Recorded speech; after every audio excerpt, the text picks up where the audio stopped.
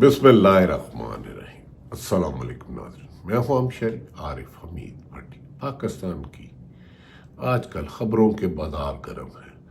Adiala jail में कैद इमरान खान मौजूद बहस है। इंटरनेशनल ज़राए अबलाग हो या पाकिस्तान की मीडिया, उनका नाम भी ना ले, लेकिन उनके नाम के बगैर प्रोग्राम करना इमरान खान के बगैर मुमकिन नहीं है। जैसे जैसे पाकिस्तान तरीके इंसाफ पर इंतकामी कार्रवाइयों में हद से ज़्यादा तेज़ी बढ़ती जा रही है, उससे कई गुना ज़्यादा हुकूमत के लिए लोगों के दिलों में नफरत पैदा हो चुकी है। लोगों की नापसंदगी का ये आलम है कि हुकूमत की जानबदारी की वजह से, ब्यूरोक्रेसी और पुलिस के गलत इस्तेमाल की वजह से आम शहरी भी हुकूमत को नापसंद करने लग पड़ा और कह रहा है कि हमने आज़ादी इसलिए तो हासिल नहीं की थी कि हमें हमारे ही अदारे मारे, पुलिस उठा के ले जाती है, पैसे लेती है, झूठे मुकदमा दर्ज कर देती है। ऐसे में हुकूमत जो भी चाल इमरान खान के खिलाफ चलती है, इमरान खान को नुकसान पहुंचाने के लिए चलती है। अवामी राय इमरान खान के हक में जोशो जज्बे से बढ़ती जा रही है। एक सर्वे करवाया गया है, उसमें कहा गया अगर आज इलेक्शन हो जाए, जनवरी में हो जाए, फरवरी में हो जाए, जब भी नए हो, तो इमरान खान की कामयाबी दीवार पर लिखी हुई है। और ये बात तहरीक मुस्लिम लीग नून के आला सतही इजलास में हुआ, जहां नवाज शरीफ को बताया गया और नवाज शरीफ ने बाकायदा शिकवा किया कि एक तो मेरे साथ धोखा किया गया, लंदन प्लान में मुझे वजीर आज़म बनाना लाजिम था, लेकिन मुझे वजीर आज़म नहीं बनाया गया। तो इस पर में पीटीआई के एक रहनुमा ने कहा कि सरगर इन हालात में नए इलेक्शन होते हैं तो हमें तो उम्मीदवार खड़ा करना मुश्किल हो जाएगा। लोग इमरान खान के खिलाफ नाम भी नहीं सुनना चाहते। खवातीन हो, बुजुर्ग हो, शहर हो, गाँव हो, उसकी मकबूलियत रोज़ बरोज़ बढ़ती जा रही है। जितनी जितनी इमरान खान के खिलाफ इंतकामी कार्रवाई हो रही है, उतना ही इमरान खान के वोट बैंक में इजाफा होता जा रहा है। और लोग यही समझते हैं कि इन हालात में क्राइसिस की वजह आवाम के मैंडेट पे डाका है।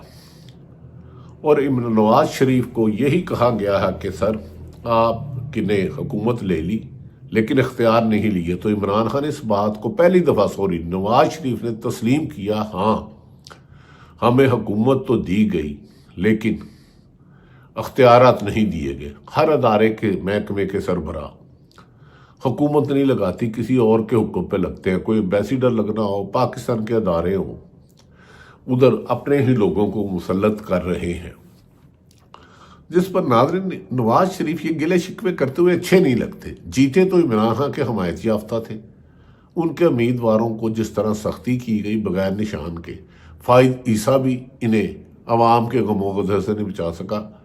मौजूदा चीफ जस्टिस अपनी मर्जी से तो बना लिए, 26वीं तरमीम भी कर ली, लेकिन अवाम के दिलों पर राज आज भी इमरान खान कर रहा है। अभी इमरान खान के खिलाफ जिस कदर इंतकामी कार्रवाई हो रही हैं, पिछले 15 दिनों में उनके खिलाफ दर्जनों मुकदमा दर्ज कर दिए गए और सारी दुनिया जानती है कि वो जेल में है। यूएनओ हो, अमेरिकन कांग्रेस हो, बरतानिया हो, हर तरफ यही आवाज़ आ रही है कि पाकिस्तान में फंडामेंटल राइट्स की वायलेशन हुकूमत ने मामूल बना लिया है। हुकूमत खुद अपने आप के लिए बोझ बन चुकी है।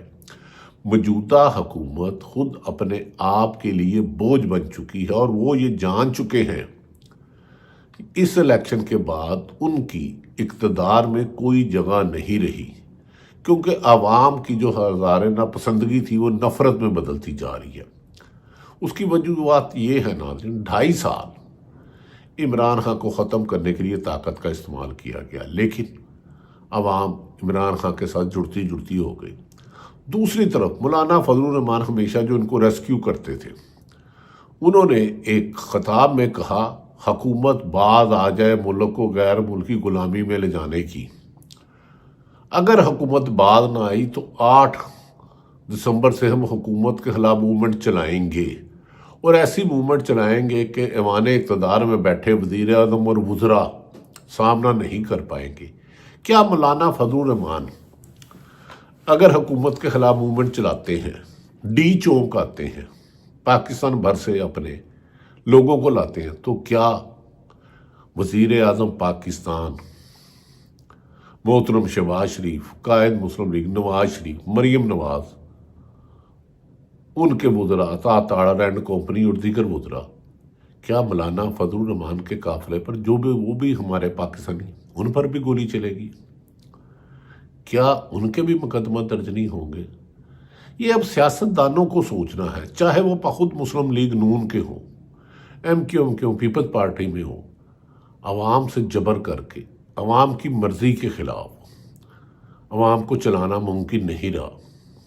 اب وہ عوام باشعور ہو چکی ہے، 65% جنریشن نوجوانوں کی ہے۔ 2 نسلیں تو انہوں نے اپنے خلاف کر لیا کہ اتنے گھروں میں چھاپے مارے، اتنی گرفتاریاں کی، اتنے افراد کو لاپتہ کیا کہ عوام اب اس حکومت کا نام سے بھی باغی ہو چکی ہے۔ مولانا فضل الرحمان نے کہا کہ حکومت کو وارننگ دے رہا ہوں کہ وہ غیر ملکی آقاؤں کی اشاروں پر پاکستان کے خلاف پالیسیاں ترک کرتے۔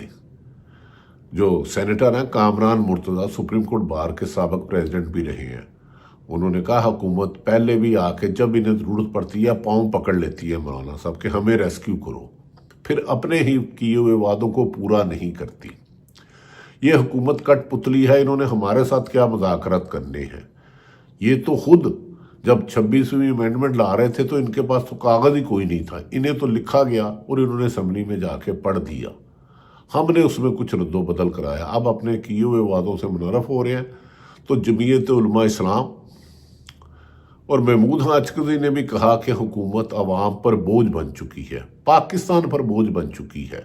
انہوں نے کہا کہ اس وقت ایک لیڈر ملک کو استحکام کی طرف لے جا سکتا ہے جس کی چاروں صوبوں میں ہر زبان بولنے والے کے لیے اس کے ووٹر اور سپورٹر بہت بڑی تعداد میں موجود ہیں، اس کا نام عمران خان ہے۔ انہوں نے کہا حکومت کو چاہیے کہ اسے اپنی انا ضد کا مسئلہ نہ بنائے اور یہ اقتدار چھوڑ دے اور منتخب نمائندے جنہیں عوام نے ووٹ دیا انہیں دیا جائے۔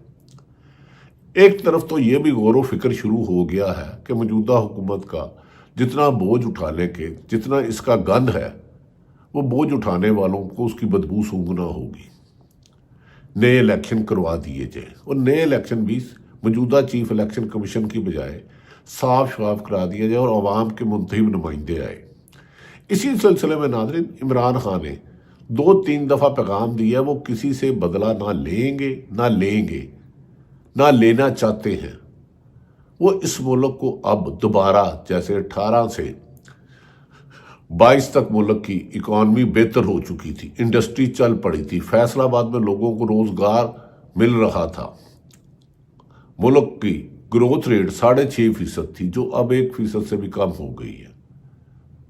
ناظرین، کیا موجودہ حکومت جان کے پاکستان تحریک انصاف اور اسٹیبلشمنٹ کو آمنے سامنے کرنا چاہتی ہے؟ بظاہر ان کی سازشوں سے کچھ ایسا لگتا ہے۔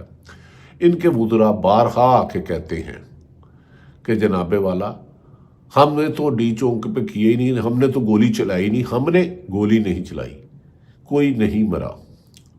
لیکن الجزیرہ، BBC اور دنیا بھر کے ذرائع ابلاغ نے، پاکستان کے صحافیوں نے انہیں بالکل ننگا کر دیا، جیسے ایک بادشاہ جا رہا تھا اس کے خوف کے مارے، وہ بے لباس تھا، کسی نے کہا بڑے حسین لگ رہے ہو، تو ایک بچہ بول پڑا بادشاہ ننگا ہے۔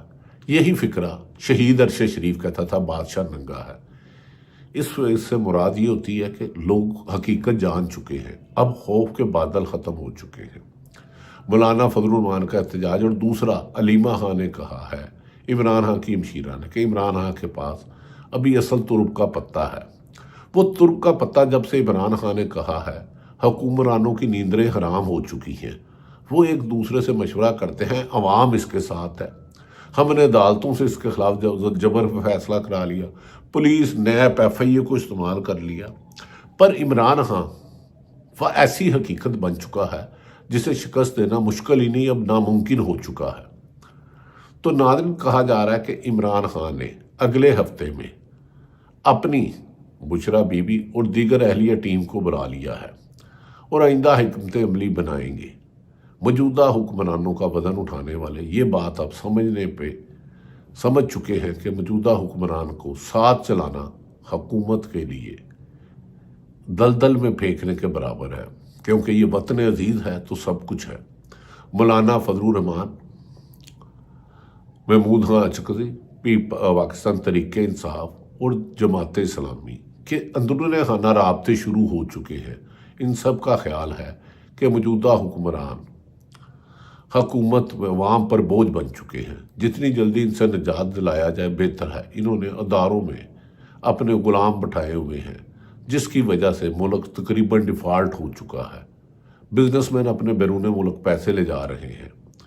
اب عمران خان کے ساتھ زیادتی کی یہ حد ہے کہ عمران خان گرفتار ہیں، جیل میں بند ہیں، ان کی ملاقات پر پابندی تھی، ان کے وکلا نہیں مل سکتے تھے بہنوں، لیکن اس دوران بھی ان پر مقدمات درج کر دیے گئے ہیں، اور جی ایچ کیو میں حملے پر ان کی پر فرد جرم عائد کر دی ہے۔ ایسا لگ رہا ہے کہ حکومت کے پاس اب سیاسی مقدمات میں عمران خان کو اندر رکھنے کے لیے زبردستی فیصلے کرانے کے علاوہ اب کوئی راستہ نہیں رہا۔ دنیا بھر میں عمران خان کے لیے اوورسیز پاکستانی ہو یا انٹرنیشنل میڈیا، عمران خان کی مقبولیت کا اظہار کر ہے۔ الجزیرہ نے تو پاکستان موجودہ حکومت کے پلے ہی کچھ نہیں چھوڑا۔ انہوں نے 26 نومبر پر ہونے والی ظالمانہ کارروائیوں پر جو ایک رپورٹ شائع کی ہے، اس کے بعد تو اتنا ہی کہا جاتا ہے کہ اگر محافظ نہیں بن سکتے، اگر حکومت کے وزیر عوام کی جان و مال کی حفاظت نہیں کر سکتے، تو حکمرانوں تمہیں عوام کی جان و مال کے ساتھ کھلواڑ کرنے کی اجازت بھی نہیں دی جا سکتی۔ اب بہت ہو چکی، عوام میں شعور پیدا آ چکا ہے۔ یہ عوامی شعور حکومت کے خاتمے کا باعث ہی بنے گا۔ عمران خان نے اگلے ہفتے جو چال چلنی ہے، حکومت اپنی چال ہی پہلے ہی بھول چکی ہے۔ کہتے ہیں نا کہ برا وقت آئے تو گیدڑ شہر کی طرف آتا ہے، اسی لیے حکومت شاید تحریک انصاف کے خلاف انتقامی کارروائیوں میں تیزی لا رہی ہے۔ انہیں پتہ ہے کہ ان کا وقت ختم ہوتا جا رہا ہے، اور آنے والا وقت بظاہر بادی النظر میں تحریک انصاف کی کامیابی کی طرف بڑھتا جا رہا ہے۔ یہ وہ حالات ہے جس حالات میں پاکستان کا میڈیا آپ کو کچھ نہیں بتائے گا۔ یہ مجبور ہے، بے بس ہے، لالچی ہے، خوف زدہ ہیں، ڈرے ہوئے ہیں۔ شہید ارشد شریف نے یہی سے ہی کہا تھا، بادشاہ ننگا ہے۔ اب سب جان چکے ہیں بادشاہ کے پلے کچھ نہیں، صرف نام کا بادشاہ رہ گیا ہے، اختیار کسی اور کے پاس ہے۔ کٹ پتلیوں کے ساتھ ہمیشہ یہی ہوتا ہے، دھوبی کا کتا گھر کا نہ گاٹ کا۔ اس مثال کا کسی بھی سیاستدان سے کوئی واسطہ نہیں۔ اللہ تعالیٰ پاکستان کا حامی و ناصر ہو۔ پاکستان زندہ باد۔